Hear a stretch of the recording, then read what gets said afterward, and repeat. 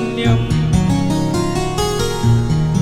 भृत्यार्तिहं प्रणतपाल भवाब्धिपोतम् वन्दे महापुरुषते चरणारविन्दम्।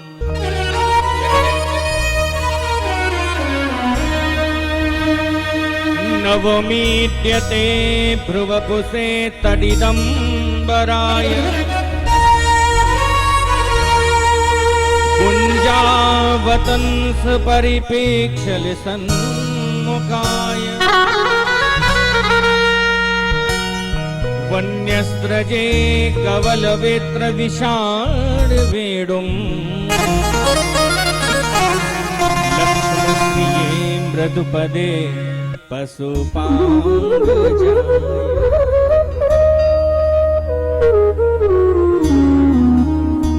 जय जय श्री राधारमण जय जय नवल किशोर जय गोपी चित चोर प्रभु जय जय माखन चोर। स्वामी मोहिन विषारियो चाहे लाख लोग मिल जाए मौसम तुम्हें को बहुत है प्रभु तुम सम हमको ना। अपने अपने घर की सबका को पी तुम्हें पीर सब घरन की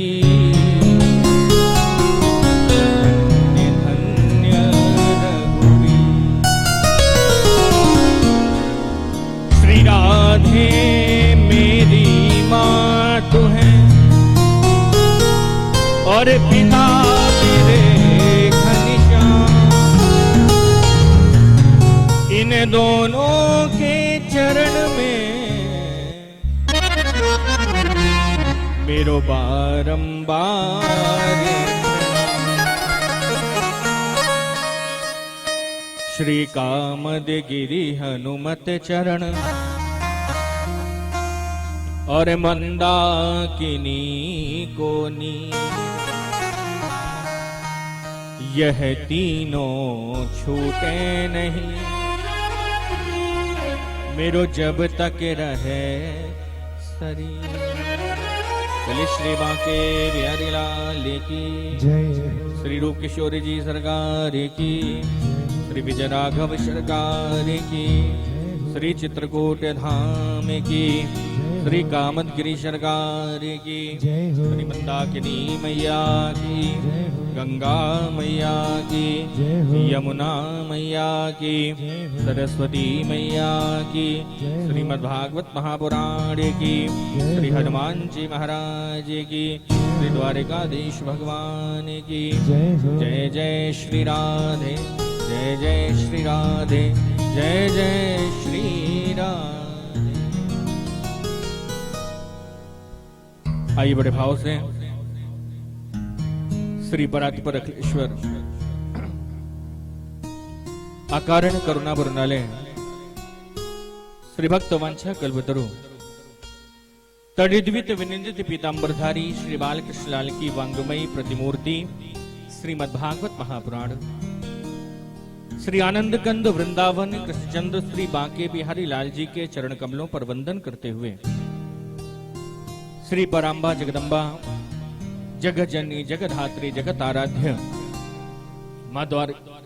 माँ दुर्गे मैया के चरण कमलों पर वंदन करते हुए असंख्य प्राणों के आराध्य परम पूज्य श्रद्धेय श्री हनुमान जी महाराज के चरण कमलों पर वंदन करते हुए ग्राम देवता, कुल देवता, स्थान देवता, वास्तु देवता, क्षेत्रपाल देवता एवं हमारे इस यज्ञ में आवाहित समस्त देवताओं के चरण कमलों पर वंदन करते हुए आइए बड़े भाव से सुंदर द्वारिकापुरी में हम सभी का भाग्य है जो आज विराजे हैं और साप्ताहिक कथा का सभी रसपान करने यहाँ पर पधारे हैं। तो मेरा निवेदन है कि आज प्रथम दिवस में काफी विलंब रहा, लेकिन कुछ पल भागवत जी का शुभारंभ करने के लिए हम आप सभी सुंदर राधा नाम संकीर्तन से शुभारंभ करते हुए और कथा का रसपान करेंगे। मेरा निवेदन है सभी भक्त बड़े भाव से ताली सेवा करके मेरे साथ सुंदर भाव से गायन करेंगे। श्री राधा राधा कृष्ण राधा राधा राधा कृष्ण गाइए राधा राधा कृष्ण राधा राधा राधा कृष्ण राधा श्री राधा राधा राधा राधा कृष्ण राधा श्री राधा राधा सभी लोग बोलिए भाव से राधा कृष्ण राधा राधा कृष्ण राधा राधा कृष्ण राधा राधा कृष्ण राधा राधा कृष्ण राधा राधा राधा कृष्ण राधा राधा राधा कृष्ण राधा राधा राधा कृष्ण राधा राधा कृष्ण राधा राधा राधा कृष्ण राधा राधा कृष्ण राधा राधा राधा कृष्ण राधा राधा कृष्ण गाइए भाव से ताली सेवा राधा करते। कृष्ण राधा ओ राधा जय हो। राधा राधा कृष्ण राधा राधा राधा राधा कृष्ण राधा ओ राधा राधा राधा राधा कृष्ण राधा राधा राधा राधा राधा कृष्ण राधा श्री राधे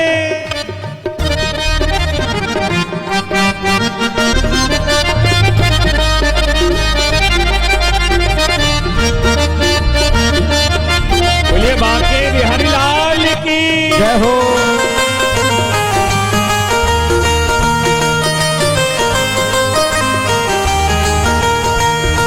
जय हो।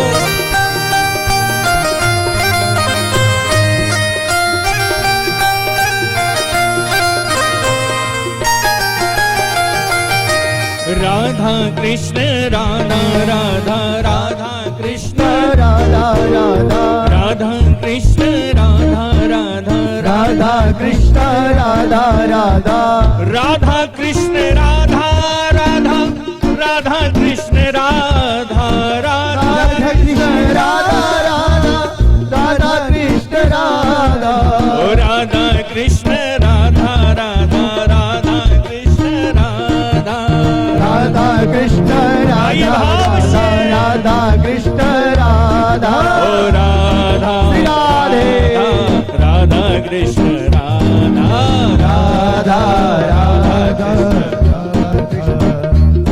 ओ राधा राधा राधा राधा कृष्ण राधा राधा राधा राधा राधा कृष्ण राधा ओ राधा राधा राधा राधा कृष्ण राधा राधा राधा राधा राधा कृष्ण राधा ओ राधा कृष्ण राधा राधा राधा कृष्ण राधा राधा राधा कृष्ण राधा राधा राधा कृष्ण राधा राधा ओ राधा राधा कृष्ण राधा राधा राधा कृष्ण राधा ओ राधा राधा राधा राधा कृष्ण राधा राधा राधा राधा राधा कृष्ण बड़े राधा भाव से दोनों हाथ ऊपर करके बोलेंगे हरे गोविंदा गोपाला मुरली मनोहर नंदलाला हाय गोविंदा गोपाला मुरली मस्ती से गाइए।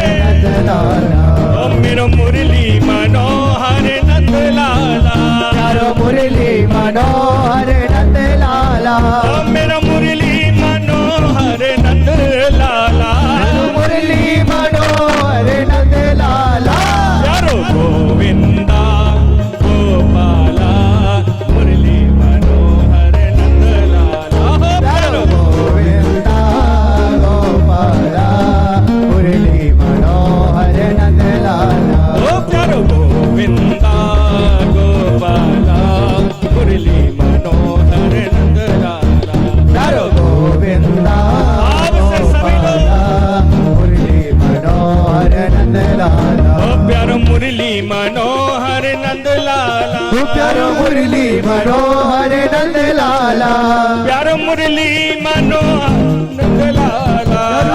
मुरली मनोहर नंद लाला हरे गोविंदा गोपाल श्री राधे मुरली मनोहर नंद लाला हरे गोविंदा गोपाला मुरली मनोहर नंद लाला हरे मुरली मनोहर नंद लाला हरे मुरली मनोहर नंद लाला हरे मुरली मनोहर नंद लाला। बोले श्री बांके बिहारी लाल की जय हो। हरे गोविंदा गोपाला मुरली मनोहर नंदलाल।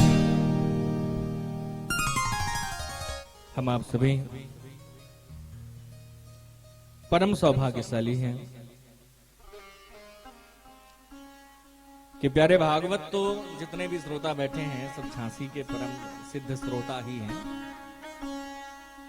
और जीवन में एक नहीं अनेकों कथाएं सुनी हैं। लेकिन जिस जगह पर आज हम आप सभी बैठे हैं प्यारे, यह वह नगरी है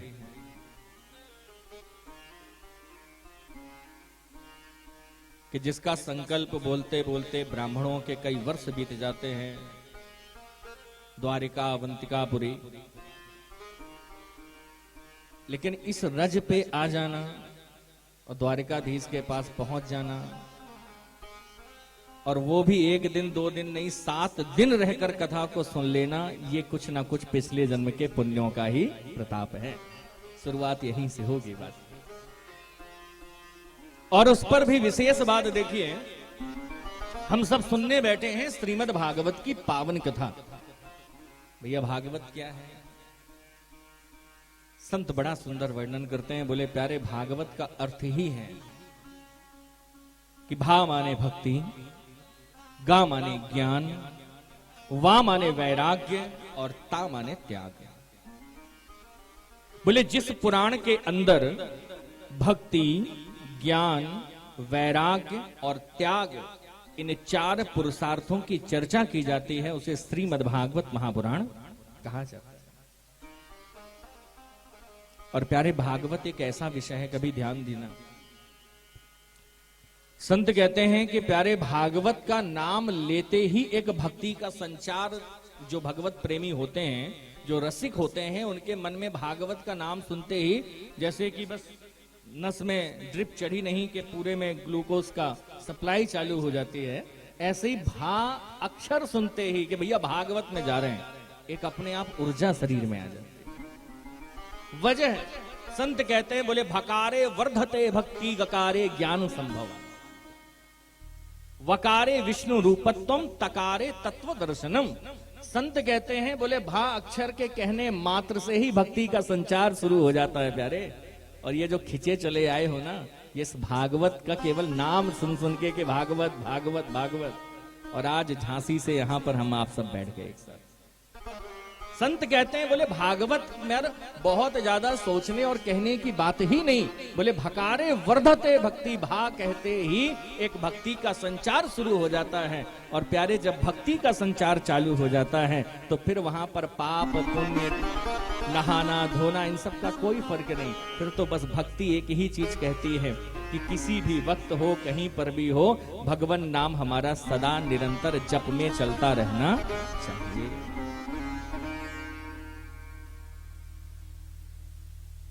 सूत जी महाराज नैमिषारण्य की भूमि पर विराजे हैं।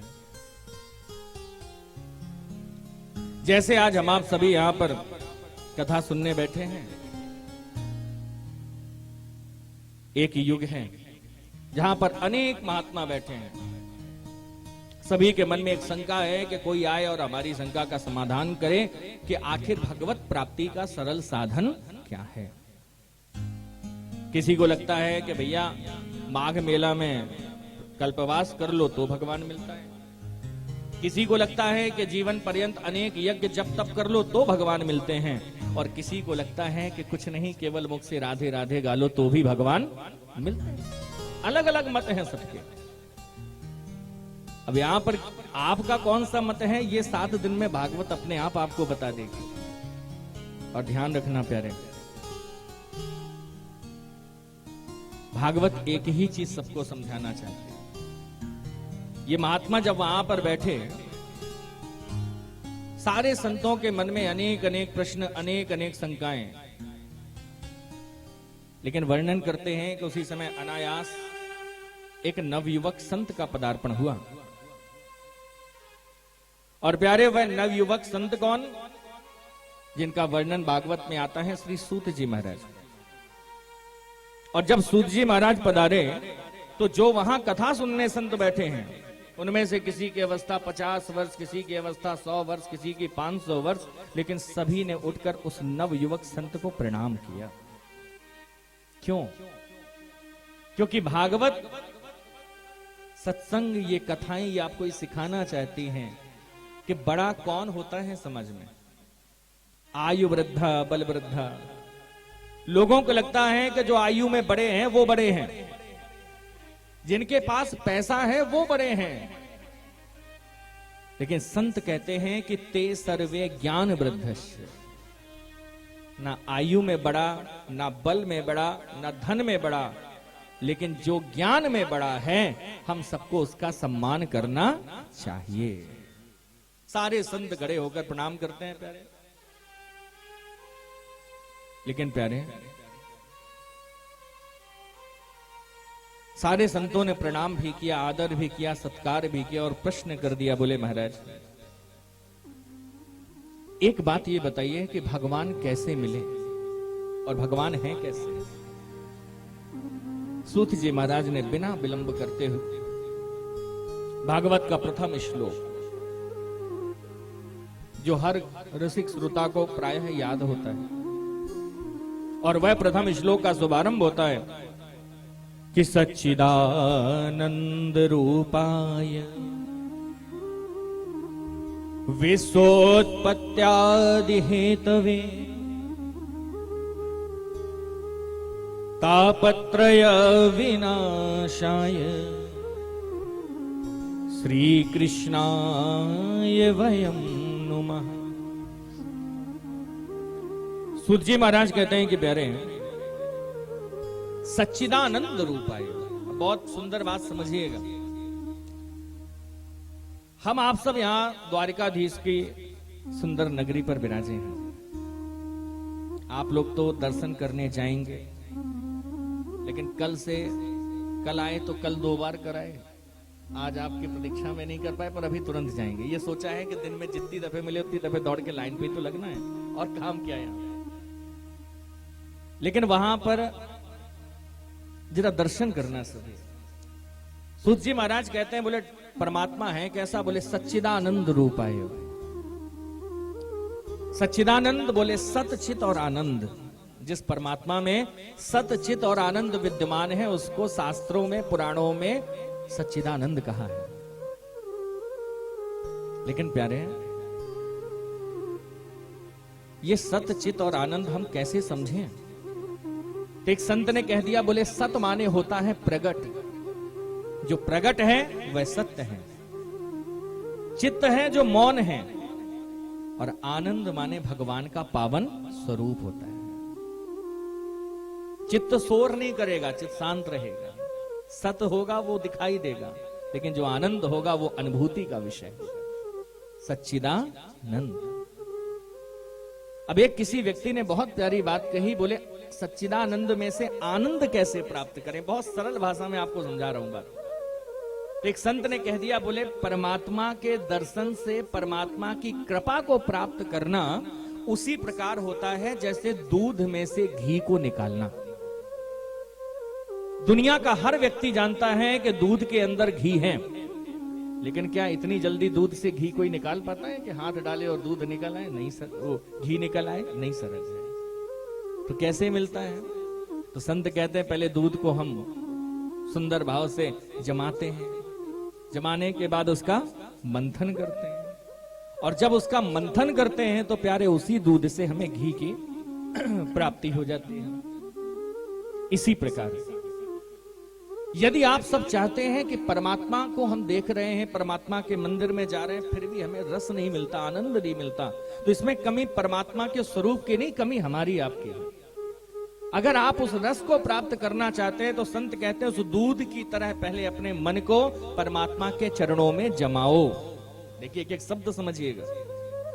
पहले दूध की तरह मन को परमात्मा के चरणों में जमाओ, और इसके बाद में जैसे दूध का मंथन होता है फिर अपनी इंद्रियों का मंथन भी करो।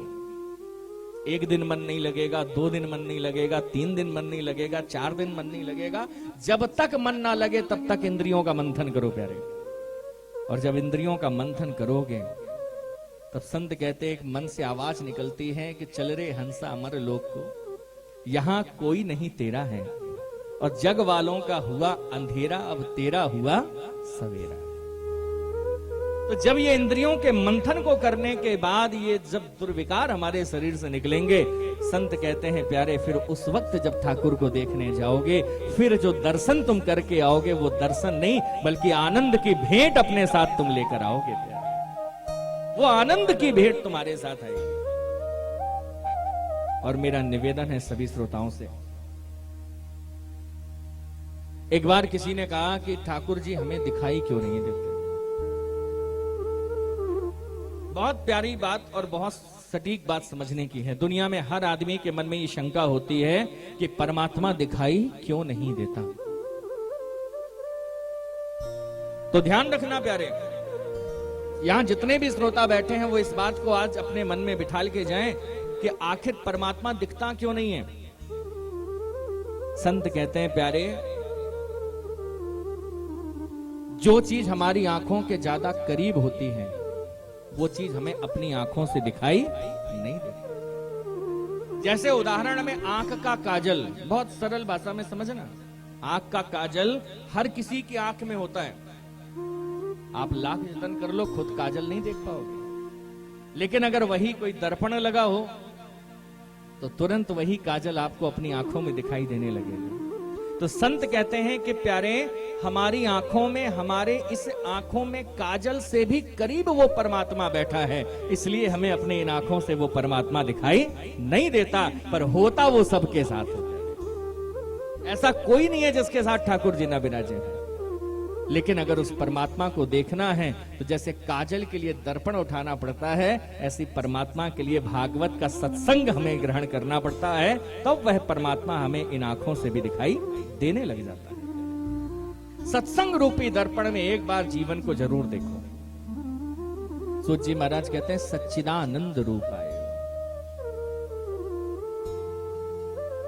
एक बात ध्यान रखना, अभी जब दर्शन करने जाओगे आप लोग, वहां जाओ एक सेकंड नहीं रुकने देते, तुरंत धक्का और आगे बढ़ जाते हैं। ऐसे ही बिहारी जी के मंदिर में होता है। लेकिन जब बिहारी जी के मंदिर में हम आप लोग भगवान को नहीं देख पाते, तो वहां हम आप लोगों ने एक सीख रखा है, क्या दोनों हाथ उठाए और राधे। ये क्यों? हाथ उठा के कहते हैं कि प्रभु हम तुम्हें नहीं देख पा रहे, कम से कम तुम तो हमें देख लो। इतनी भीड़ में अगर हम नहीं देख पा रहे तो इतना तो देख लो कि कोई झांसी से हम सब भी आए तुम्हारे दर्शन के लिए। तो मेरा निवेदन है प्यारे कि जब परमात्मा के सामने जाएं, उस वक्त अपने जीवन में ये धारणा लेकर के जाएं कि हम जब आज ठाकुर जी के सामने जा रहे हैं, हम उनको देख पाए ना देख पाए, लेकिन उनकी कृपा की दृष्टि अगर हम पे पड़ गई तो समझ लेना हम सबके जीवन का उद्धार अवश्य हो जाए। जैसे अपने बांके बिहारी हैं, ऐसे ही ठाकुर जी द्वारिकाधीश का भी देख लो, नेत्र देख लो। नेत्रों का ही सारा जादू है प्यारे। जो बिहारी जी का काजल आंखों का जो सजता है, एक संत कहते हैं कि मोहन नैना आपके और नौका के आकार, जो जन इनमें बस गए वे हो गए भव से पार। संत कहते हैं कि परमात्मा की आंखों में जो बिहारी जी की आंखों में जो द्वारिकाधीश की आंखों का जो तिरछापन है, ये उसी प्रकार है जैसे नाव के आगे वाला किनारा होता है। तो अगर हम नाव में बैठते हैं तो हम नदी पार करते हैं। तो एक संत कहते हैं, बोले मोहन नैना आपके, बोले नौका के आकार, और जो जन इनमें बस गए वे हो गए भाव से पार। बोले द्वारिकाधीश भगवान जय। तो जब आप लोग भी दर्शन करने जाना, कोशिश करना, यही करना कि प्रभु हमें भी अपने नैन रूपी नौकों में जगह दे देना, ताकि आए हैं भूले भटके तो हम सबका भी कल्याण हो। सच्चिदानंद रूपाय। और बोले दूसरा क्या प्राप्त होता है, बोले विश्वोत्पत्त्यादि है। जब हम परमात्मा की सच्ची शरणागति ग्रहण करते हैं तो ये वही परमात्मा है प्यारे, जो सृष्टि को बनाते भी हैं, सृष्टि को चलाते भी हैं और सृष्टि को मिटाते भी हैं। कैसे? बोले जैसे सोना, सोना जब ठोस होता है तब भी उसका नाम सोना ही होता है। सोने के आभूषण बन जाते हैं तब भी उसका नाम सोना ही होता है। और सोना जब गल जाता है तब भी उसका नाम सोना ही होता है।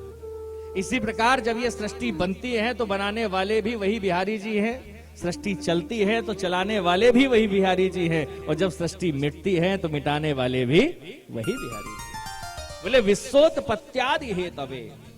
और तीसरी बड़ी प्यारी बात है, जब परमात्मा की शरणागत ग्रहण करते हो तो वो देते क्या है, बोले तापत्रय विनाशाय। परमात्मा की शरणागत होने वाले के जीवन में 3 प्रकार के तापों का प्रवेश नहीं होता है।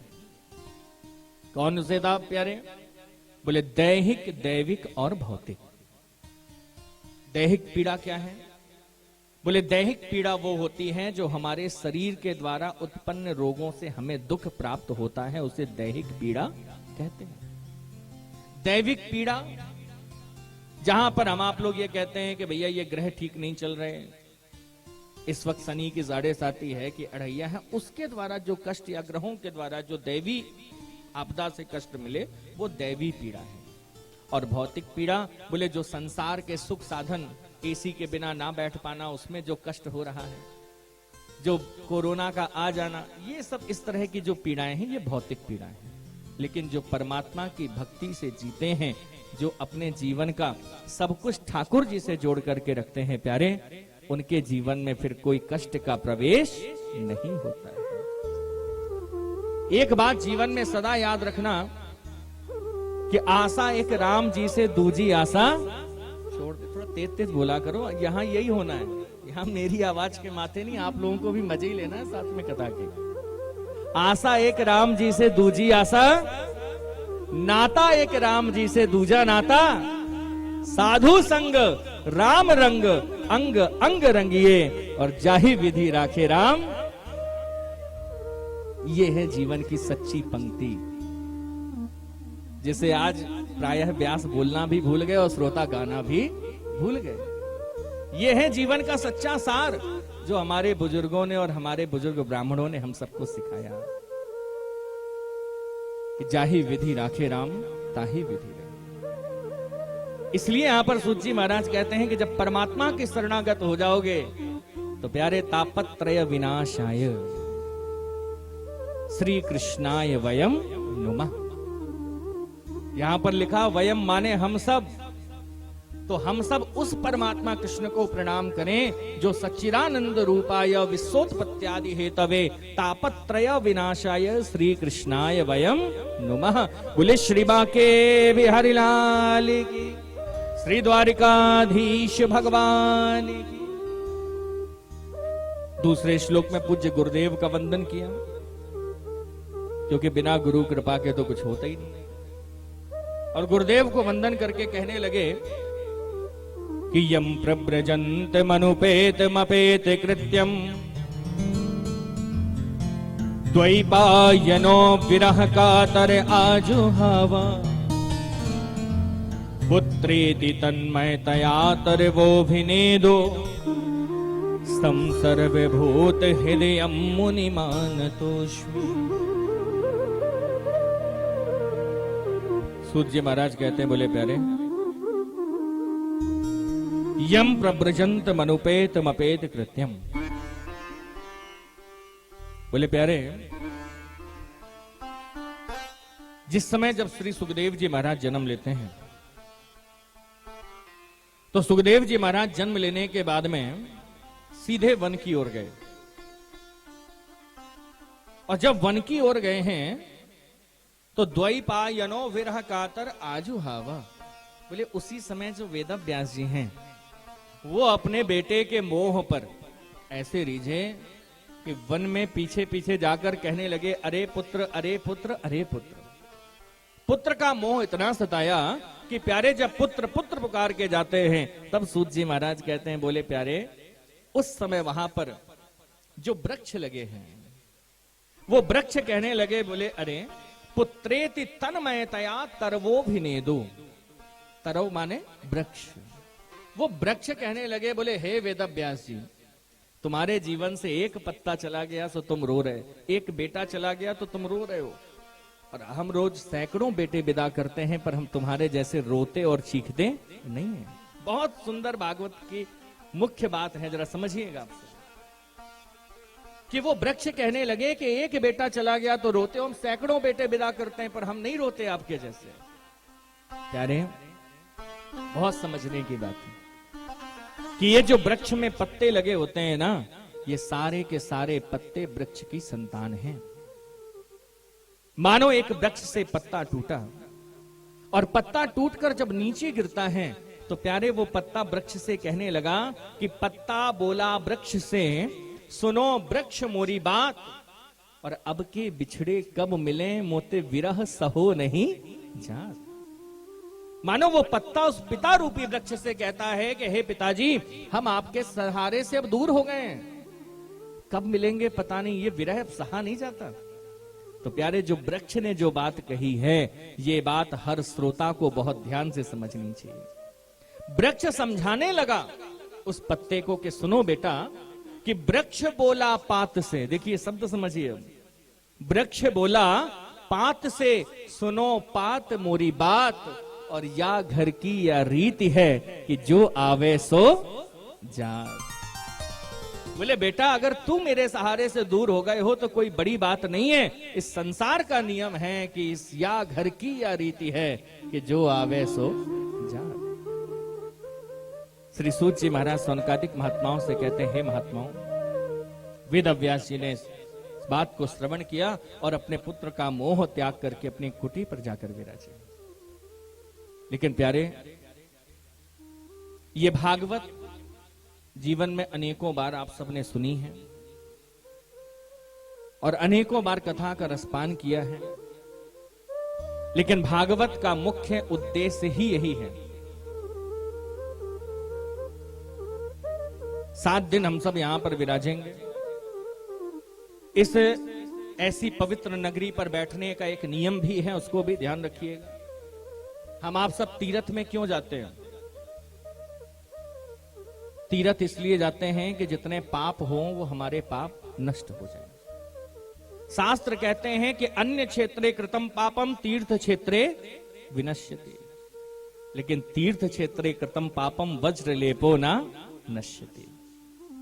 शास्त्र कहता है कि अन्य क्षेत्र में किया हुआ पाप तीर्थ में आने से नष्ट हो जाता है, लेकिन यहां पर बैठकर किया हुआ पाप, अब वो पाप में क्या क्या है? बोले सबसे पहले तो चुगली, ये ना करना 7 दिन किसी की यहां पे।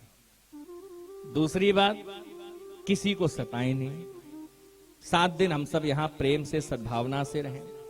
थोड़े दिन के लिए हम लोग ये भूल जाएं कि कौन मुख्य है जजमान है, कौन छोटा जजमान है, कौन बड़ा जजमान है, कौन क्या है, सब कुछ भूल करके केवल हमें ये याद रखना है कि हम सब तीर्थ में आए हैं और हम सबको केवल ठाकुर जी की कथा श्रवण करना है और द्वारकाधीश के दर्शन करना है। आप 7 दिन रह करके अगर इस धारणा से यहां विराजते हैं तो प्यारे तीर्थ में रहना आपका सफल हो जाएगा और राजीव भैया का आप सबको लाना भी यहां सफल हो जाएगा। मेरा विशेष निवेदन, क्योंकि 7 दिन यहां सबको रहना एक दूसरे के साथ, तो अन्य क्षेत्रे कृतम पापम तीर्थ क्षेत्रे विनश्यति, लेकिन तीर्थ क्षेत्रे कृतम पापम वज्र लेपो न नश्यति। वज्र माने इंद्र का जो वज्र है, अगर उससे भी उस पाप को काटा जाएगा तो वो नष्ट होने वाला नहीं है। इसलिए हम सब यहाँ 7 दिन पर्यंत श्रद्धा भक्ति से विराजें और विराज करके ठाकुर जी महाराज के चरणों का आनंद लेंगे। आज के सत्र का राजू भैया यहीं पर विश्राम, और कल ठाकुर जी की कथा का चलन देते रहेंगे। अरे तो हमारी तरफ से तो खूब रस बरसे। आइए बड़े भाव से सुंदर ठाकुर जी महाराज के चरणों पर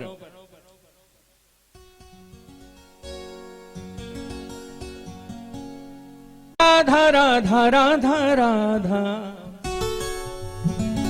ओ परम धन राधा राधा राधा राधा राधा हमारो धन राधा श्री राधा श्री राधा हमारो धन राधा श्री राधा श्री राधा हमारो धन राधा श्री राधा श्री राधा हमारो धन राधा श्री राधा श्री राधा परम धन राधा राधा राधा राधा राधा परम धन राधा राधा राधा राधा राधा जीवन धन राधा राधा राधा राधा राधा जीवन धन राधा राधा राधा राधा राधा हमारो धन श्री राधे श्री राधा श्री राधा हमारो धन राधा श्री राधा श्री राधा मेरे तो आधार सीताराम के चरणार विंद मेरे तो आधार सीताराम के चरणार विंद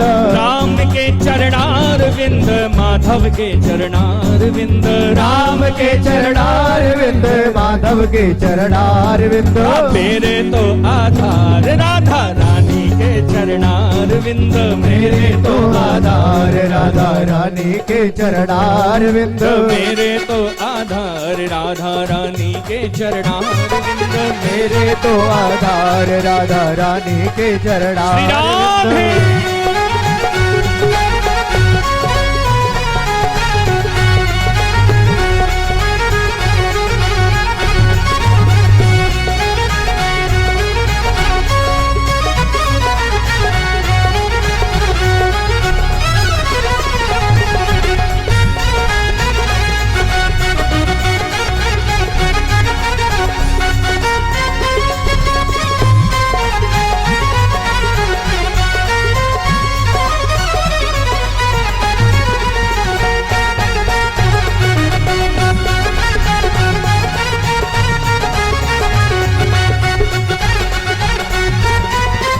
श्याम के चरणार विंद माधव के चरणार विंद श्याम के चरणार विंद माधव के चरणार विंद मेरे तो आधार रानी के चरणार विंद मेरे तो आधार राधा रानी के चरणार विंद मेरे तो आधार राधा रानी के चरणार विंद मेरे तो आधार राधा रानी के चरणार विंद मेरे तो आधार राधा रानी के चरणार विंद मेरे तो आधार राधा रानी के चरणार विंद गोविंदा गोपाला मुरली मनोहर नंद लाला हो प्यारो गोविंदा गोपाला मुरली मनोहर नंद लाला प्यारो गोविंदा गोपाला मुरली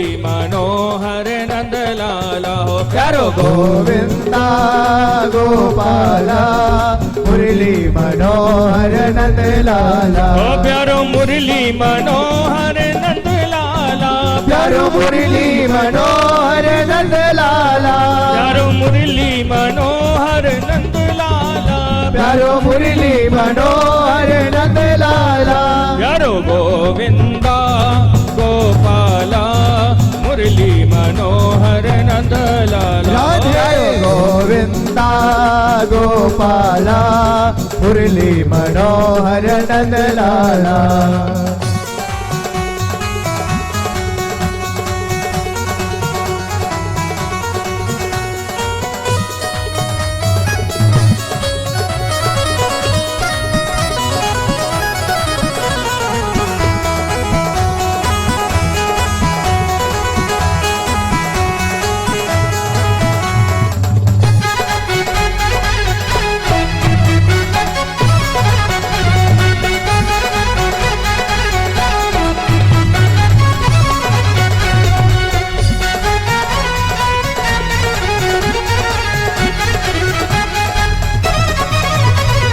गोविंदा गोपाला मुरली मनोहर नंद लाला।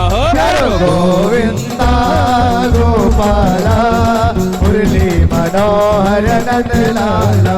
बोले श्री बांके बिहारी लाल की जय हो। बैठे। श्रीमद् भागवत महापुराण में पूज्य गुरुदेव को जब वंदन किया तो एक ही बात का वर्णन आता है कि हे ठाकुर जी, कि यम प्रव्रजन्तमनुपेतमपेति कृत्यम द्वैपायनो विरह कातर्या जुहावा पुत्रेति तन्मयतया तरवोऽभिनेदु तं सर्वभूतहृदयं मुनिमानतोऽस्मि। महात्मा कहने लगे, बोले प्रभु एक बात मुझे ये सुनाइए कि ये जो भागवत की कथा है, इस भागवत की कथा पर एक प्रश्न मेरा यह है कि आज के समय का जो जीव है, अज्ञान नध्वांत विध्वंस कोटि सूर्य समप्रभ सूतख्याहि कथा सारम मम कर्ण रसायनम। कि महाराज आज का जीव बहुत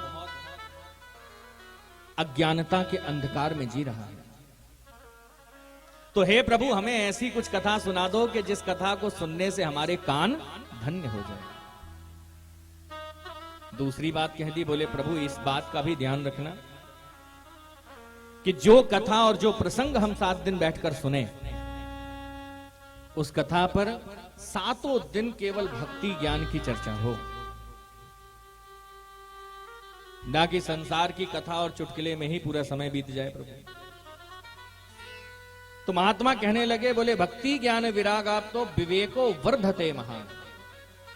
महाराज ऐसी कथा सुनाइए जिसमें भक्ति ज्ञान और वैराग्य की चर्चा हो और हमारा जो सोया हुआ विवेक है वो विवेक भी जागृत हो जाए। कितनी प्यारी बात है। और महाराज ये कथा हम अपने लिए नहीं कह रहे, ये ऐसी कथा की जरूरत इस कलिकाल में इसलिए है क्योंकि इह घोरे कलौ प्रायो जीवश्या असुरताम गता। मेरा निवेदन है इस श्लोक को बड़े ध्यान से समझें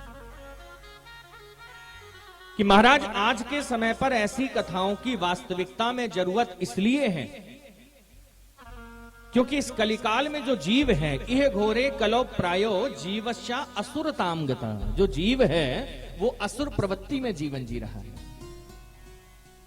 असुर प्रवृत्ति क्या है? बोले असुर प्रवृत्ति यह है कि अपने ही धर्म की विपरीत आचरण को ग्रहण करना, संत ब्राह्मण का सम्मान ना करना। और संत ब्राह्मण को ना मानो, चलो तुम्हारी मर्जी है, कम से कम भगवान को तो मानो। कुछ तो ऐसे भी हैं जो भगवान का भी सम्मान हो बिल्कुल भी नहीं करते। तो ये संत यहां कहते हैं, बोले प्रभु जो इनके मन में जो असुर प्रवृत्ति जो जागृत हो गई है, इस प्रवृत्ति को सद्मार्ग पर अगर लाने का कोई उपाय हो तो वो हमको बता दें। तो कितनी प्यारी बात कही। बोले प्रभु अगर आप ऐसा प्रश्न करते हैं तो इसका सबसे सरल साधन है, और वो साधन है केवल श्रीमद् भागवत की पावन कथा। क्यों? क्योंकि यहां पर उत्तर देने लगे महात्मा, बोले प्रभु कालब्याल मुख ग्रास त्रास निर्णास हेतवे और श्रीमद् भागवतम शास्त्रम कलौ कीरेण भासितम। ध्यान रखना प्यारे, जब जब जीवन में बहुत अकेलापन लगे, यहां पर सूत जी महाराज कहते हैं कि जो जीव है ना, ये जो हम लोग यहाँ पर अपनी आयु को कोई 60 साल, कोई 70 साल, कोई 100 साल मान के बैठा है, ये बिल्कुल गलत फहमी में जी रहे हैं हम सब। इस कोरोना ने सबको सिखा दिया कि कौन कितने दिन का साथी होता है करे। ये भागवत यहां पर कहती है कि जीवश्या असुरताम गता, लेकिन प्यारे इन सबको बचाने का बोले कालब्याल मुखग्रास, हम सब काल के गाल के अंदर बैठे हैं प्यारे। हम सबका जीवन पता कितना है? हम सबका जीवन उसी प्रकार है, बोले पानी बीच बतासा और संतों तन का यही तमाशा। बोले जैसे पानी में बताशा गिरने के बाद बताशे की कोई उम्र नहीं होती है, इसी प्रकार इस संसार में जीव के जन्म लेने के बाद जीव की कोई उम्र नहीं होती है। तो प्यारे,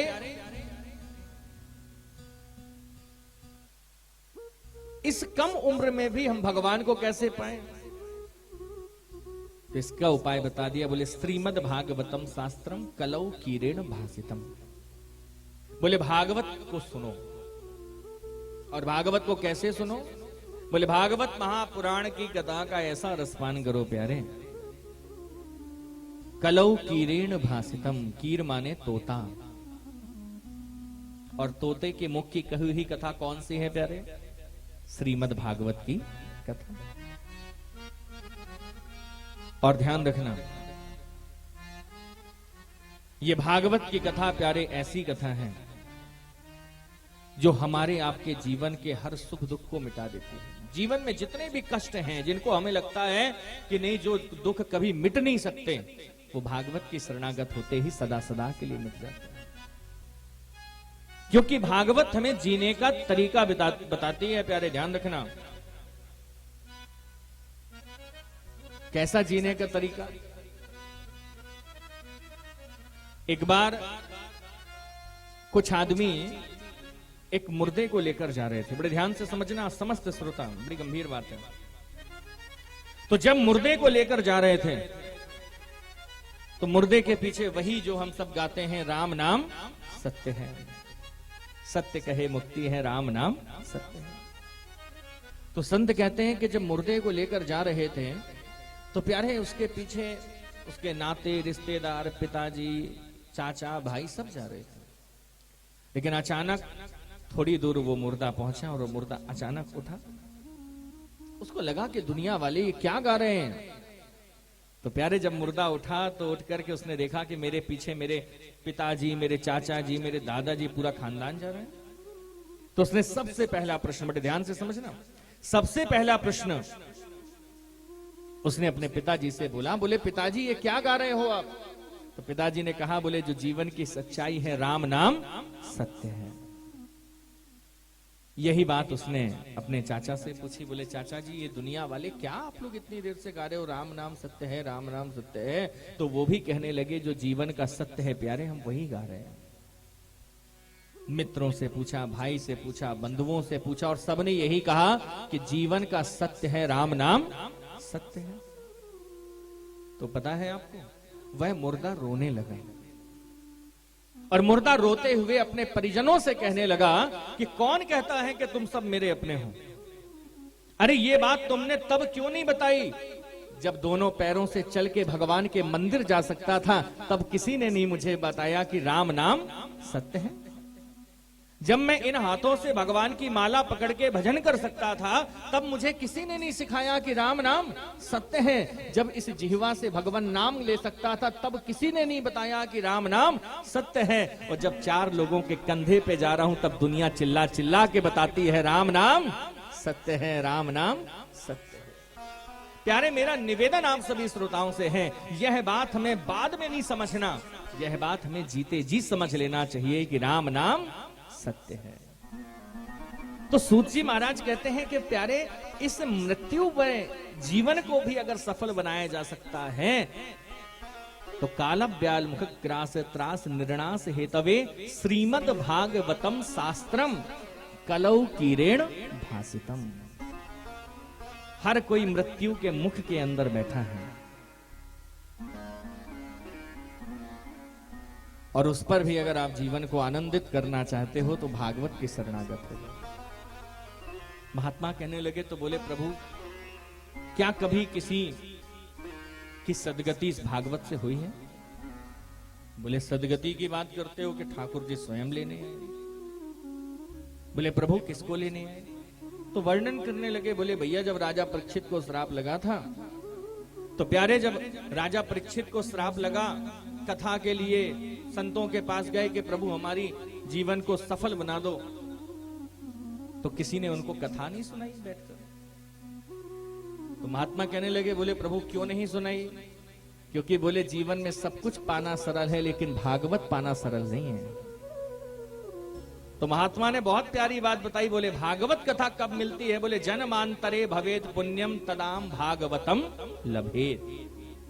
बोले जब जीव के कई जन्मों का पुण्य उदय होता है। इस शब्द पर श्रोता थोड़ा ध्यान देना। अब आप लोग कह रहे होंगे कि क्या हमारे पुण्य उदय भाई जो इतनी कथा सुनत रहा रोज झांसी में, और फिर इधर भी राजीव भैया सबका पकड़ के ले आए कि चलो फिर कथा में। बहुत समझने की बात है। बोले जन्मांतरे भवेद पुण्यम तदा भागवतम लभेत। जब एक जन्म नहीं, दो जन्म नहीं, कई जन्मों के पुण्य जब संग्रहित हो जाते हैं, तब ये भागवत कथा सुनने का हमें सौभाग्य मिलता है। और इस सौभाग्य की सबसे बड़ी बात है, मनुष्य का जन्म मिलने के बाद अगर कभी ऐसा आपके जीवन में शुभ पल बने, तो जीवन में कभी भागवत कथा को सिर में रख करके चलने का भी प्रयास करिएगा। ये जो बात मैं व्यासपीठ से कह रहा हूं बहुत समझने की है। आप कहीं पर भी जाएं, अगर कभी यह सौभाग्य मिले तो इसको ग्रहण जरूर करें, और एक बार कभी जीवन में मुख्य यजमान बन के कथा अवश्य सुनें। आप मुख्य यजमान बन के नहीं सुन सकते तो कोई बात नहीं, अगर ऐसे आयोजन होते हैं तो इस पर भी हम सबको सम्मिलित होना चाहिए। एक बात सदा ध्यान रखना, हम आप सबके जीवन में कई बार ऐसे भ्रम आ जाते हैं कि एक बार बाएं हाथ और दाएं हाथ की लड़ाई हो गई। बहुत सरल भाषा में बात समझ लें। तो बाएं हाथ ने भगवान से शिकायत कर दी, बोले प्रभु जब जब पूजा पाठ होती है तो दाहिने हाथ को आगे उचकाते रहते हो, हमारी तो पूछे ही नहीं करते आपके। बता दो अच्छा कोई बाएं हाथ से पूजा करता है? नहीं करता। तो प्रभु जब मेरी जरूरत नहीं तो मुझे क्यों भेजा? अकेला एक ही दाहिने हाथ भेज देते, हमें क्यों भेज दिया? तो भगवान ने बाएं को बुलाया, बोले तू इधर आ, तू बहुत शोर मचाता, तू मेरे पास आ जा।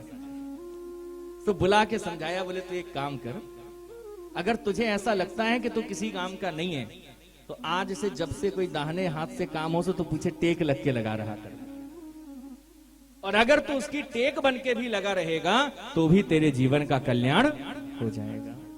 और तब से आप लोग देखते हैं ना कि जब भी कोई दाहिने हाथ से शुभ काम होता है तो भैया बाएं हाथ की टेक लगा दो। क्यों? क्योंकि हम कोई शुभ काम नहीं कर सकते तो कोई बड़ी बात नहीं, लेकिन अगर दाहिने हाथ के पीछे टेक लग के भी लग जाओगे तो भी तुम्हारे जीवन का कल्याण हो जाएगा। तो यहां पर जितने श्रोता बैठे हैं वो ये नहीं समझना कि भैया हम कथा नहीं, हम मुख्य यजमान नहीं बन पाए, भैया के साथ आ गए, हमें पुण्य नहीं मिलेगा। नहीं, सबको मिलेगा।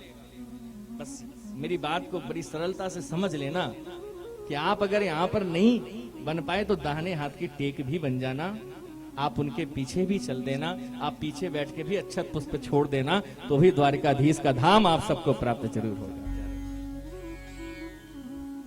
तो यहां पर बहुत प्यारी बात का वर्णन आता है। सुखदेव जी महाराज श्री राजा परीक्षित से कहते हैं, श्री सूत जी महाराज सौनकादिक महात्माओं से कहते हैं कि महात्माओं, जीवन में सब कुछ पाना सरल है, लेकिन भागवत की कथा पाना सरल नहीं।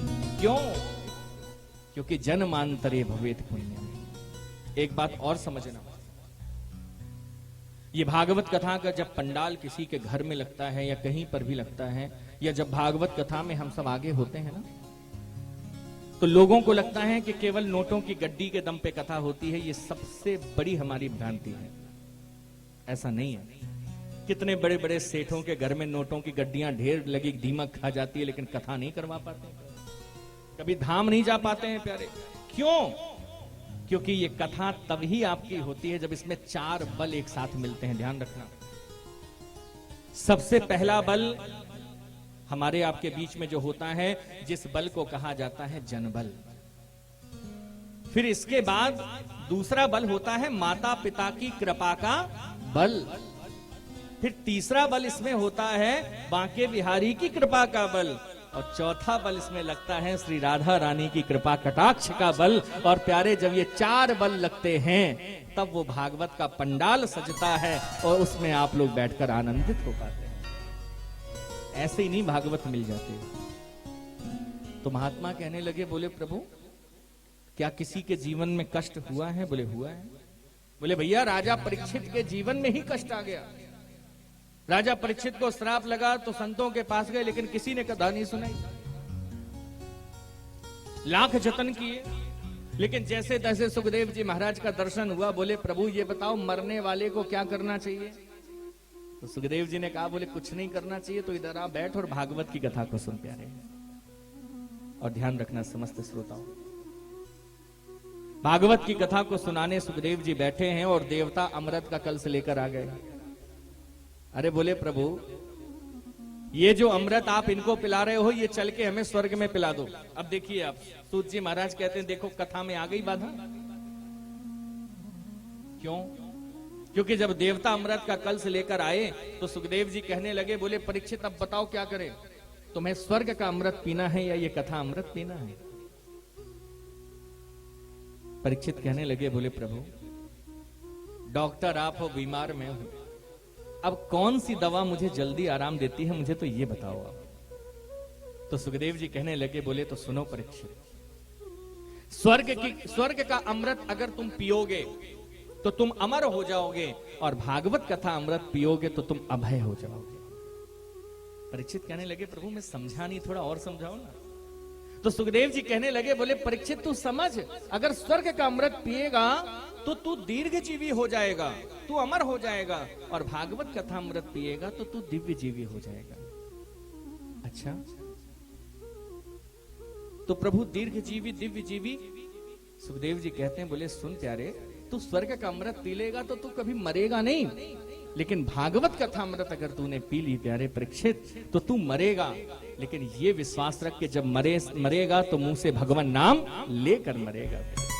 अब बता परीक्षित तुझे स्वर्ग का अमृत पीना है कि ये कथा अमृत पीना है? परीक्षित जी बोले प्रभु मुझे कुछ नहीं, मुझे तो कथा अमृत का ही पान करना है। और उसी समय सुखदेव जी महाराज ने सप्त दिन पर्यंत की कथा को सुनाया। सूत जी महाराज कहने लगे, बोले प्यारे जीवन में सब कुछ संपत्ति से पाया जा सकता है, पर सत्संग केवल भाग्य से मिलता है। और याद रखना, कभी कभी हमारे आपके मन में ये बातें आती रहती हैं कि अरे भैया कभी भी कथा करवा लेंगे, कभी भी कोई ब्यास जी घर बुला लेंगे, कभी किसी से, ऐसा कुछ नहीं होता। आप लाख जतन करते रहो, जब तक स्वयं बिहारी जी आपके घर नहीं विराजना चाहेंगे, जब तक स्वयं भागवत जी की कृपा आप पर नहीं होना चाहेगी, आप लाख जतन करो, आप पंडाल तक भी नहीं आ पाओगे। सूत जी महाराज कहते हैं, बोले महात्माओं भागवत की कथा ऐसे सुलभ नहीं होती है। अच्छा महाराज, तो महाराज अब ये बताइए कि ये कथा का क्रम आगे कैसे चला? तो वर्णन करने लगे, बोले प्यारे कि एकदा ही विशालायाम चत्वार ऋषयो मला सत्संगार्थम समायत तदिद्रक्षु स्म नारदा।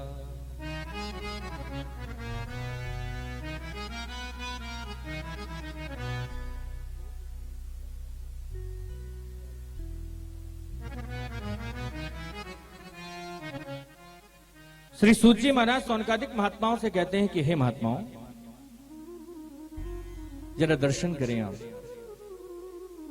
कि एक बार की बात है कि प्यारे बद्री विशाल में सनकादिक महात्मा विराजे हैं, और सनकादिक महात्मा जब विराजे हैं प्यारे, उस समय वहां पर अनायास श्री नारद जी महाराज का पदार्पण होता है। महात्मा कहते हैं देखो कथा का क्रम आगे कैसे चल रहा है प्यारे। जब नारद जी महाराज का पदार्पण हुआ तो नारद जी महाराज बड़ी संसार की चिंता में अस्त व्यस्त से घूम रहे थे। कई बार ऐसा होता है जिसके मन में हजार चिंताएं होती हैं प्यारे, वो देखने में दुनिया की नजर में वो पागल जैसा ही लगता है। होता है ना कई बार। आपको मैं एक बहुत सीधी सी बात बता दूं, आप आए हो, आप अपने घर में रहो और आप रोज सुबह सुबह ठाकुर जी के दरबार की ओर सुबह सुबह जल्दी जल्दी भागना शुरू कर दो। कभी 4 बजे, कभी 5 बजे, कोई ढार ना पाए हम जल्दी से ढार के आ जाएं, कोई माला ना पहना पाए हम जल्दी से माला पहना के आ जाएं। आप भक्ति का एक अपना रूप बना के देखो। कुछ ही दिन निकलेंगे कि दुनिया वाले कहना शुरू कर देंगे ये थोड़ा खिसक गया, पागल है, इससे दूर रहा करो। यही बात आएगी प्रभु, ये पागल है, इससे दूर रहो। क्यों? क्योंकि वो परमात्मा की ओर बहुत सन्निकट होता जा रहा है। उसे लगता है कि केवल परमात्मा के एक हम हैं और एक वो है। वो कहता है कि हमारा संबंध तुमसे ये है कि बिन पंडित बिन फेरे तू मेरा हम तेरे। हमें क्या मतलब दुनिया से? लेकिन प्यारे, जब भक्ति के पथ पे चलना और जिस दिन दुनिया वाले तुमको थोड़ा थोड़ा पागल पागल कहने लगे तो समझ लेना कि भगवान की थोड़ी थोड़ी कृपा हो गई है। क्योंकि पागल कोई ऐसे नहीं बनता। पा का मतलब होता है पाप और गल माने होते हैं गलना। बोले जिसके पाप परमात्मा के भजन में गल जाते हैं वो दुनिया की नजर में पागल, वो दुनिया के नजर में पागल बनते हैं। ऐसे थोड़ी कोई पागल होता है प्यारे। तो कितनी प्यारी बात यहां पर। बोले नारद जी महाराज बड़े अव्यवस्थित स्थिति में भ्रमण कर रहे थे तो सनकादिक महात्माओं ने कहा, बोले प्रभु इदानीम शून्य चित्तोसी गत वित्तो यथा जना। बोले आज नारद जी का चेहरा इस प्रकार लग रहा है, बोले जैसे किसी कंजूस का धन चला गया हो। गत वित्तो यथा जना, तो बोले ऐसा बिल्कुल चेहरा। तो पूछ लिया कि प्रभु क्या बात है, कौन सा धन तुम्हारा चला गया? तो नारद जी कहने लगे, बोले प्रभु मेरे मन का एक ही दुख है। मुझे लगा कि ये धरती में बड़ा पुण्य होता होगा, तो प्रभु हम स्वर्ग छोड़ के धरती में आ गए। और जब धरती में आकर देखा तो यहाँ बड़ा कष्ट हुआ प्रभु। यहाँ आकर मैं देखता हूं कि अहम तु पृथ्वीया तो ज्ञात्वा सर्वोत्तमामिति पुष्करम चा प्रयागम चा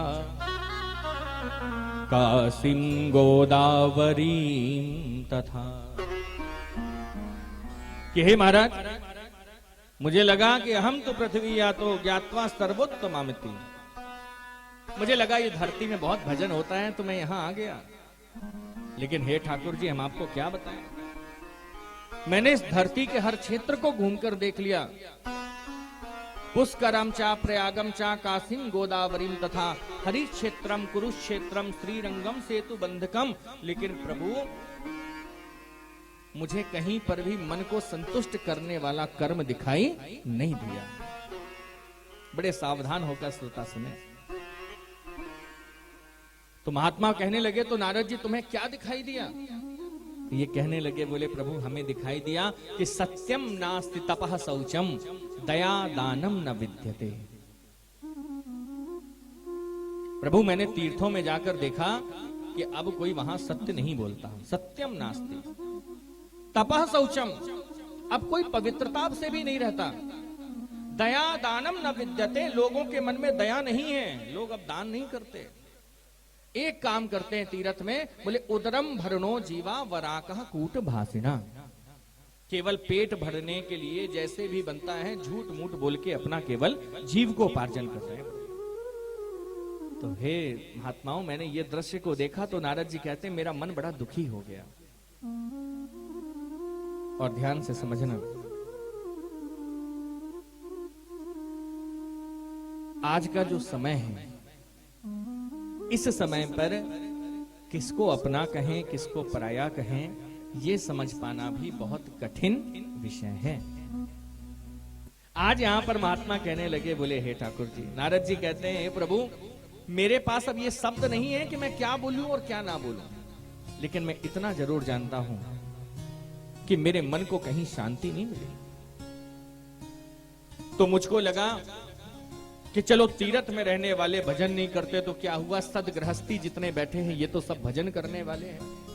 तो नारद जी कहते हैं कि मैं तीर्थ छोड़ के सदगृहस्थों के घर चला गया और सदगृहस्थों के घर में जाकर देखा मैंने कि तरुणीम प्रभुता गेहे।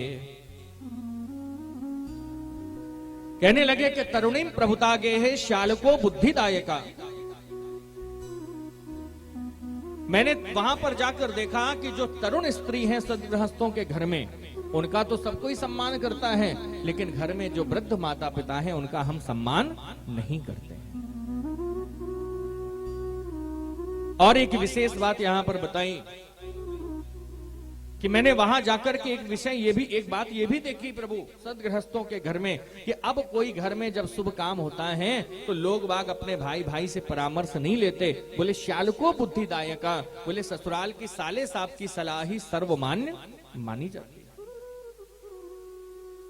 एक बात यहां ध्यान रखिएगा, इस बात पर ज्यादा समझाने की तो आवश्यकता नहीं है, सब समझदार हैं क्या अच्छा है क्या बुरा है, लेकिन इतना जरूर आप सब जीवन में समझ लेना। कई बार लोग बाग कहते हैं कि प्रभु कभी हमारे घर आइए, बड़ा सुंदर घर बना है। घर का अर्थ क्या होता है? केवल करोड़ों का टाइल्स लगा लेना, कई खंड का मकान बना लेना ही घर नहीं है। जहां पर हम 4 लोग रहते हैं और उनकी भी ये धारणा है कि हम दो हमारे दो बाकी सबको ढक्का दो, है ना? होता है कि नहीं होता बताइए आप। करोड़ों अरबों के घर होते हैं हमारे, लेकिन फिर भी उस घर में कोई बुजुर्ग नहीं होता है। क्यों? क्योंकि उनकी स्थिति से हम लोग खुश नहीं होते। इस व्यासपीठ से निवेदन करूंगा, जो इस बात का मुख्य सार है वो यही है कि घर का मतलब केवल कई खंड का मकान बनना नहीं होता। एक संत कहते हैं, बोले ईंटों से ना दीवारों से घर बनता है परिवारों से। जहां परिवार एक साथ रहता है प्यारे, उसको शास्त्रों में घर कहा गया। जहां केवल करोड़ों का टाइल्स लगा दिया है, करोड़ों के खंड बना दिए हैं और फिर भी आप वृद्ध माता पिता को घर ना रख पाए तो उसे घर मत कहना, उसको मकान ही कहना। घर का संबोधन उसको नहीं देना चाहिए, वो मकान कहलाता है। जय हो। उसको मकान कहा जा सकता है प्यारे, पर उसे घर नहीं कहा जा सकता। महात्मा कहने, नारद जी कहते हैं, प्यारे ये सब दृश्य देखकर मेरा मन बड़ा दुखी था, लेकिन अनायास में श्री राम वृंदावन की ओर चला। और प्यारे जब श्री नारद जी कहते हैं कि हे महात्माओं, जब मैं वृंदावन की ओर गया तो मैंने देखा कि एक स्त्री बैठी है और अनेक सारी स्त्रियां उसको कोई पंखा कर रही है, कोई जल छिड़क रही है। तो मेरा श्रोताओं से निवेदन है, बड़े ध्यान से समझना है। नारद जी कहते हैं कि हे महात्माओं, मैंने उनसे प्रश्न कर दिया कि आप कौन हैं, आप अपना परिचय दीजिए। तो प्यारे वो परिचय देने लगी कि हे प्रभु, कि भो भो साधो क्षणम तिष्ठ मच्चिंतामपि नाशय दर्शनम तव लोकस्य सर्वथाद्यहरम परम। कि हे प्रभु, यहां पर कितनी प्यारी बात कही। नारद जी महाराज कहते हैं कि महात्माओं, जब मैं वहां से निकला तो उस स्त्री ने मुझको देखकर पूछा, बोले भो भो साधो क्षणम तिष्ठ मत चिंतामपि नाशया। हे महात्मा, तुम कहां चले जा रहे हो? अरे जाते जाते मेरी चिंता का, मेरी शंका का समाधान तो करो। और कितनी प्यारी बात कही है। एक बात समस्त श्रोता ध्यान रखना, भक्ति मैया नारद जी महाराज से कह रही हैं कि भो भो साधो क्षणम तिष्ठ, कि हे साधो क्षण भर के लिए रुको। नारद जी महाराज को श्रीमद् भागवत में ना तो यहां पर संत कहा, ना साधु कहा, यहां पर साधो कहा। बोले साधु कौन है? बोले साधु वो हैं जो अभी भगवान की तपस्या में लगे हैं। बड़े ध्यान से समझना, उन्हें साधु कहा जाता है। संत कौन है? बोले जिनकी इच्छाओं का अंत हो चुका है, भगवान की तपस्या करते करते उनको संत कहा जाता है। कई बार हमारे आपके घर में भी हम आप लोग कहते हैं ना कि हमारे परदादा ऐसे थे कि बिल्कुल संत थे। क्योंकि एक बात और यहां ध्यान रखना, संत का परिचय केवल भगवा कपड़ा नहीं होता, संत का परिचय उसका स्वभाव होता है। हमारे घरों में कई बार लोग कहते हैं कि हमारे परदादा दादा, हमारे पिताजी भैया बिल्कुल संत, उन्हें दुनिया से कोई मतलब नहीं। तो हम संत ऐसे ही नहीं कहते, उनके कर्म उनके लक्षण देखकर कहते हैं। तो ये भागवत पर भी भक्ति मैया कहती है भो भो साधो क्षणम तिष्ठ। ना साधु कहा ना संत कहा, यहां पर साधो कहा। साधु वो है जो तपस्या कर रहा, संत वो है जिसकी इच्छा का अंत हो गया, और प्यारे साधु वो है जो इन दोनों से ऊपर है, जिसका नाम है साधो। और साधो का अर्थ होता है जो हमारे बिगड़े कामों को साधे, उसका नाम होता है साधो। सरल भाषा में जैसे घर में जब कोई बड़े बड़े कार्यक्रम करते हैं ना, तो हम लोग कहते हैं ना कि भैया ये व्यवस्था तुम साधो, बोलते हैं कि नहीं, ये कार्य आप साधो। साधो का मतलब है जो बिगड़ी हुई व्यवस्था को भी सही कर दे, उसका नाम साधो है। तो भक्ति मैया को लगा कि मेरे जीवन का कष्ट अगर कोई दूर कर सकता है तो वो नारद जैसे संत कर सकते हैं। इसलिए आज भक्ति मैया उनसे कहती हैं, भो भो साधो क्षणम तिष्ठ, कि हे साधो क्षण भर के लिए रुक जाओ बस। क्यों? क्योंकि बहुत सुंदर बात है। शास्त्रों में वर्णन आता है कि गंगा पापम ससी तापम दैन्यम कल्प तरुक्षता। गंगा में नहाने से केवल पाप दूर होते हैं। ध्यान रखना, इस श्लोक को समझना जरा। गंगा पापम ससी तापम, संत कहते हैं कि भैया गंगा में नहा लो तो पाप दूर हो जाते हैं। ससी तापम, शरद पूर्णिमा की रात्रि को चंद्रमा के नीचे बैठने से हमारे संताप दूर हो जाते हैं। ससी तापम। दैन्यम कल्प तरुक्षता, और कल्प वृक्ष के नीचे अगर तुम बैठ जाओगे तो तुम्हारी दरिद्रता दूर हो जाएगी। अब जरूरी नहीं है कि सबको ये सब चीजें एक साथ मिल जाएं। तो संत कहते हैं जब तुम्हें ये सब ना मिले तो एक जगह पहुंच जाना। बोले कहां? बोले पापम तापम च दैन्यम च, पापम तापम च दैन्यम च हनंती संतो महा यशः। बोले जब तुम्हें कोई जगह ना मिले उस समय किसी संत के सानिध्य में बैठ जाना, और उसके सानिध्य में बैठने मात्र से हनंती संतो महायशः, सारी चीजों की प्राप्ति उसके हस्त कमलों से आपको हो जाती है। ये संत के चरणों पर बैठने की महिमा है। इसलिए भक्ति मैया कहती हैं, भो भो साधो क्षणम तिष्ठ, रुक जाओ साधो। तो नारद जी महाराज भी रुके। नारद जी ने पूछा, बोले मैया तुम कौन हो भाई, अपना परिचय तो दे दो हमें। तो ये कहने लगी कि महाराज मैं कोई और नहीं कि अहम भक्ति रीतिख्यात इमौ में तनयो मतो ज्ञान वैराग्य नामानो काल योगे जर्जरो। कि हे महाराज मेरा नाम भक्ति है, अहम भक्ति रीतिख्याता इमौ में तनयो मतो। अच्छा, तो नारद जी कहने लगे तो मैया तुम आई कहां से हो? तो ये कह रही हैं कि उत्पन्ना द्रविड़े साहम वृद्धिम कर्नाटके गता क्वचित क्वचित महाराष्ट्रे गुर्जरे जीर्णताम गता। ये भागवत का बड़ा सुंदर श्लोक है, जरा समझ लेना। भक्ति मैया कहती हैं कि प्रभु मेरा जो जन्म है द्रविड़े साहम, दक्षिण भारत में मैं जन्म लेती हूं। वृद्धिम कर्नाटके गता, लेकिन वहां से जब मैं कर्नाटक में आई तो मुझे बड़ा सम्मान मिला और मैं तरुण हो गई। क्वचित क्वचित महाराष्ट्र, लेकिन इसके बाद मैं महाराष्ट्र में आई तो कहीं कहीं सम्मान और कहीं कहीं अपमान मिला। लेकिन चौथी बात कहती हैं कि गुर्जरे जीर्णताम गता, लेकिन जब मैं गुजरात में गई तो वहां जाकर के मैं जीर्ण हो गई। और आज इसी गुजरात की भूमि पर हम आप सब बैठ के द्वारकाधीश के पास आ गए। तो जरा श्रोता, यहां श्रोता बड़ी सरल भाषा में समझना।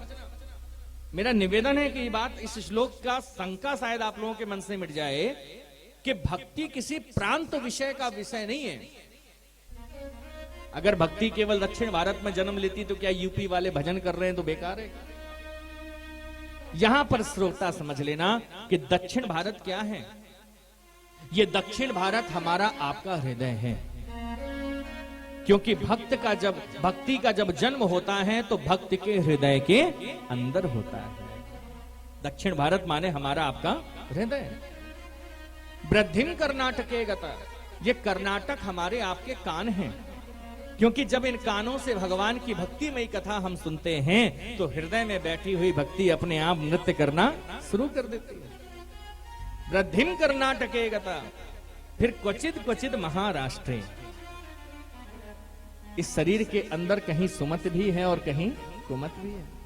कभी कभी मन करता है कि आज हम द्वारकाधीश के 10 दर्शन करेंगे, और अभी कोई एक टेलीफोन आ जाए कि भैया सब उलट फेर तो ये है कि ये बैठे हमें नहीं जाना दर्शन करने। एक पल में भगवान से जुड़ जाए और एक पल में भगवान से अलग हो जाए। ये महाराष्ट्र रूपी हमारा आपका शरीर है। जहां सुमति और कुमति दोनों बैठी हैं, जो भक्ति को सम्मान भी देती हैं और भक्ति को अपमान भी देती हैं। लेकिन चौथी बात आती है कि गुर्जरे जीर्णताम गता। ये गुजरात का अर्थ जो आता है, मैं निवेदन करूंगा, गुजरात का अर्थ किसी प्रांत से मतलब नहीं है। गुजरात का अर्थ होता है गुजरात,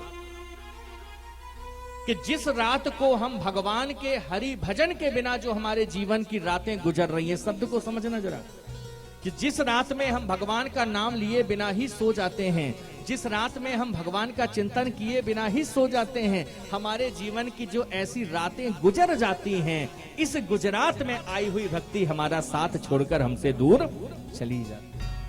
इसलिए शास्त्रों में वर्णन है कि सोने से पहले भगवान का नाम लेना अवश्य चाहिए, क्योंकि जब भगवान नाम लेकर हम सोते हैं तो जितने घंटे हम सोते हैं उतने घंटे हमें भगवान नाम जपने का पुण्य प्राप्त होता है।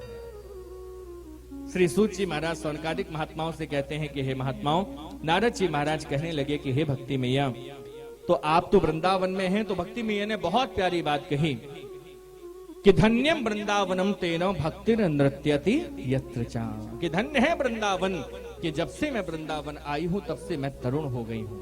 आइए हम आप सभी भी अपने मन को सुंदर यहां से द्वारकाधीश से सीधे वृंदावन में जोड़ें और वृंदावन में अपने मन को जोड़ करके ठाकुर जी महाराज के चरणों पर निवेदन करके आज की कथा का यहीं पर विश्राम। और कल 10 बजे से दोपहर 1 बजे का समय रखा गया है, और जो 10 बजे से 1 बजे का समय है, मेरा निवेदन है कि सभी श्रोता समय से आकर यहां विराजमान हो जाएंगे और सुंदर भगवान की कथा का नित्य आनंद लेंगे। तो बड़े भाव से जो वृंदावन में हम लोगों को करना है वही इस द्वारिका में करना है। सभी को बड़े भाव से ताली सेवा करके निवेदन है, सभी ताली सेवा करके गायन करेंगे कि राधे गोविंद के गुण गाएंगे, कि राधे गोविंद के गुण गाएंगे और धाम वृंदावन में जीवन बिताएंगे, धाम वृंदावन में जीवन बिताएंगे।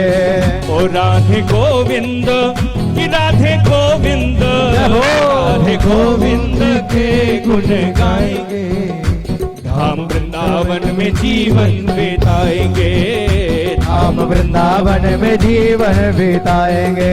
श्री राधे भाव से ताली सेवा करते हुए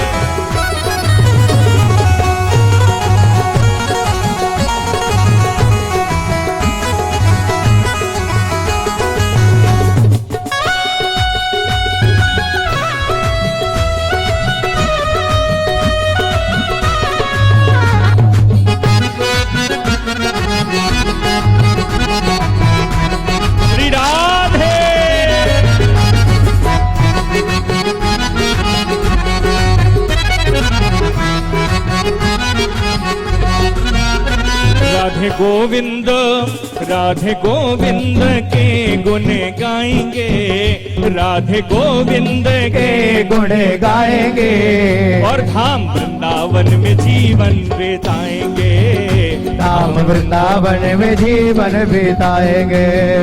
और प्यारे वृंदावन में रह के हम करते क्या हैं और वही द्वारिका में हैं।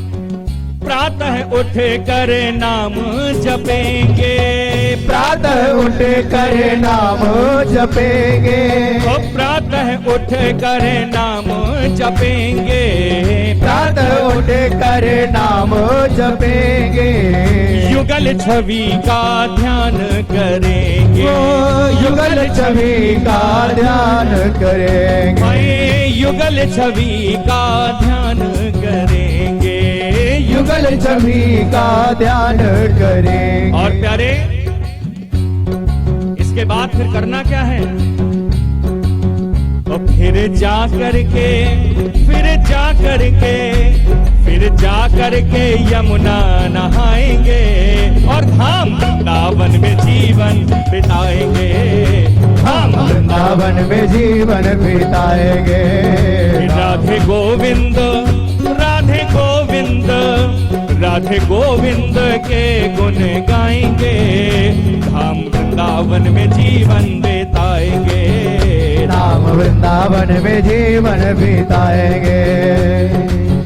बांके बिहारी के दर्शन करेंगे, बांके बिहारी के दर्शन करेंगे, बांके बिहारी के दर्शन करेंगे, बांके बिहारी के दर्शन करेंगे, स्नेह बिहारी को नमन करेंगे, स्नेह बिहारी को नमन करेंगे। और प्यारे, इसके बाद जो जीवन का सार है, इस जीवन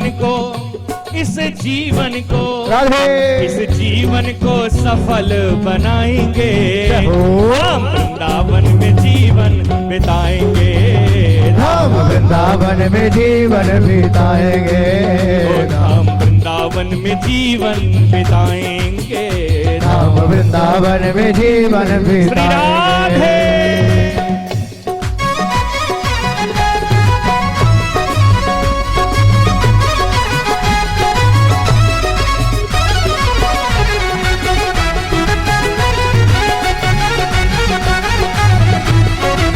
बोलिए बांके बिहारी लाल की जय हो, राधा वल्लभ सरकार की। जय हो।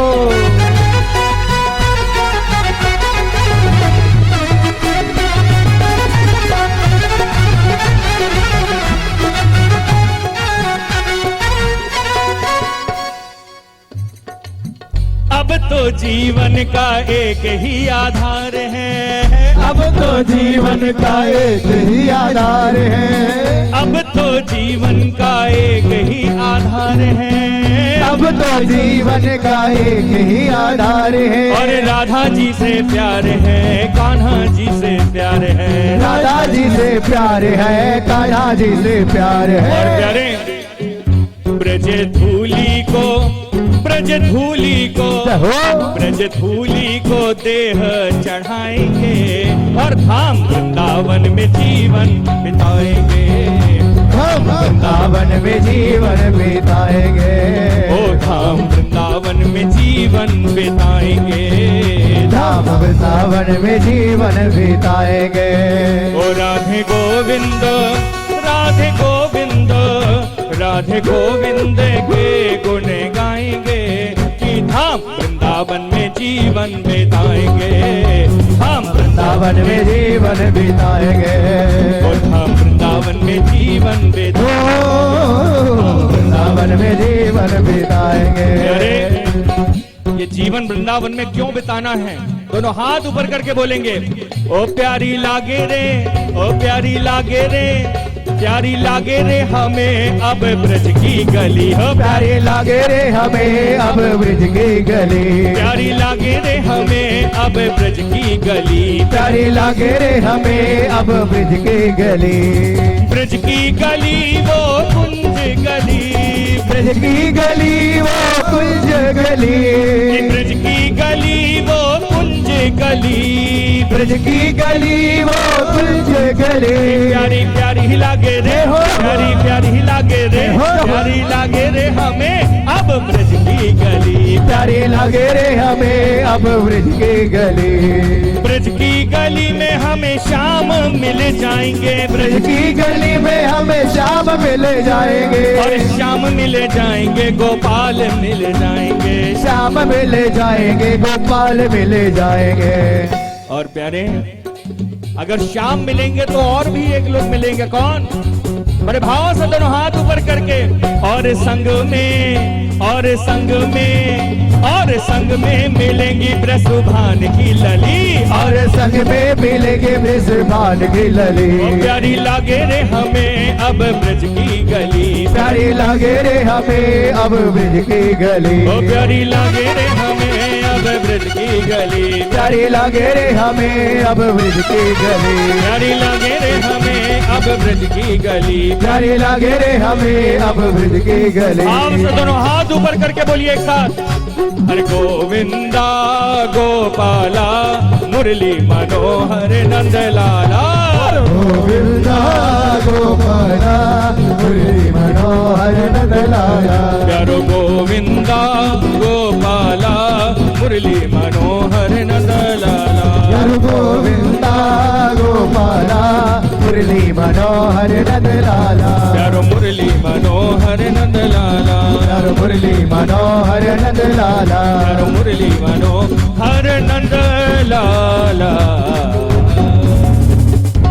बोले श्री बांके बिहारी लाल की जय हो। श्री राधा वल्लभ सरकार की जय हो। श्री द्वारिकाधीश भगवान की जय जय जय श्री राधे जय जय श्री राधे जय जय श्री राधे।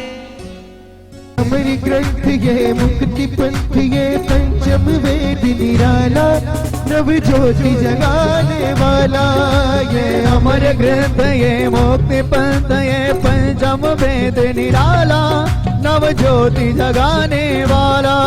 हरि राम यही हरि धाम यही हरि नाम यही हरि धाम यही यही जग मंगल की आरती। पापियों को पाप से है आरती। हे भागवत भगवान की है आरती।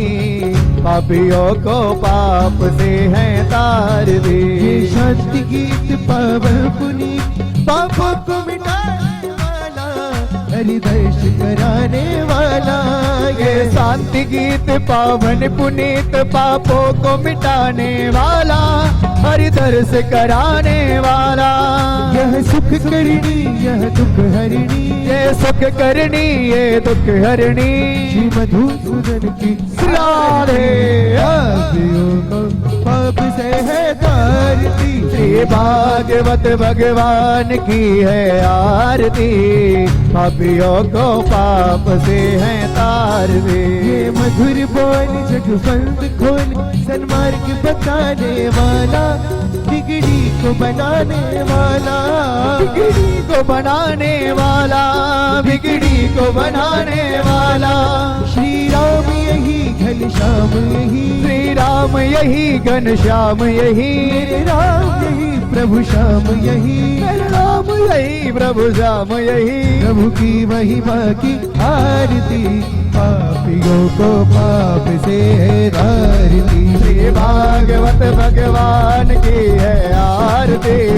पापियों को पाप से है तारती। ओ कर्पूरी गौरम करुणावतारम संसार सारम भुजगेंद्र हारम प्रजा विसुल समृद्धि आय वंदे भवम भवानी सहितं नमामि। त्वमेव माता च पिता त्वमेव त्वमेव बन्धो च सखा त्वमेव त्वमेव विद्या द्रविणं त्वमेव त्वमेव सर्वं मम देव देव। हरे राम राम राम हरे हरे हरे कृष्ण